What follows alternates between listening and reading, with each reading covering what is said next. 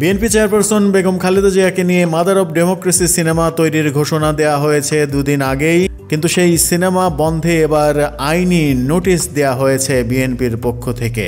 Cinema তৈরিতে জটিলতা তৈরি হয়ে গেল। তাই বিএনপি চেয়ারপারসন খালেদা জিয়ার নামে মাদার অব ডেমোক্রেসি বন্ধে লিগ্যাল নোটিশ পাঠিয়েছেন বিএনপির আইন বিষয়ক সম্পাদক ব্যারিস্টার কায়সার কামাল। এর আগে বিএনপির তরফ থেকে জানানো হয়েছিল বিএনপি কিংবা খালেদা জিয়ার পরিবার থেকে মাদার অব ডেমোক্রেসি নামের কোনো সিনেমা নির্মাণের অনুমতি দেয়া হয়নি, কিন্তু পরিচালক এম কে জামান গতকালকেই ঘোষণা দিয়েছিলেন আগামী অক্টোবরে ছবির শুটিং শুরু করবেন।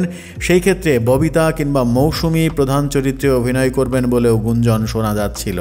গণমাধ্যমকে ব্যারিস্টার কায়সার কামাল, বিএনপির আইন বিষয়ক সম্পাদক, জানিয়েছেন জিয়া পরিবারের কেউ এটা জানেন না, কাউকে না জানিয়ে এমন সিনেমা তৈরি করা উচিত নয়, তাই এটা বন্ধ না করলে আইন অনুযায়ী ব্যবস্থা নেওয়া হবে।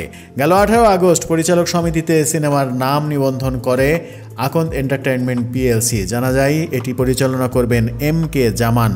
তিনি বলেছিলেন প্রযোজনা প্রতিষ্ঠান আকন্দ এন্টারটেইনমেন্ট পিএলসি জিয়া পরিবারের সঙ্গে যোগাযোগ করেছে, তারাই আমাকে পরিচালক হিসেবে নিয়োগ দেন। সেই অনুযায়ী কাজ এগোচ্ছে, চিত্রনাট্য লেখার কাজ চলছে, প্রি প্রোডাকশন শুরু হয়েছে।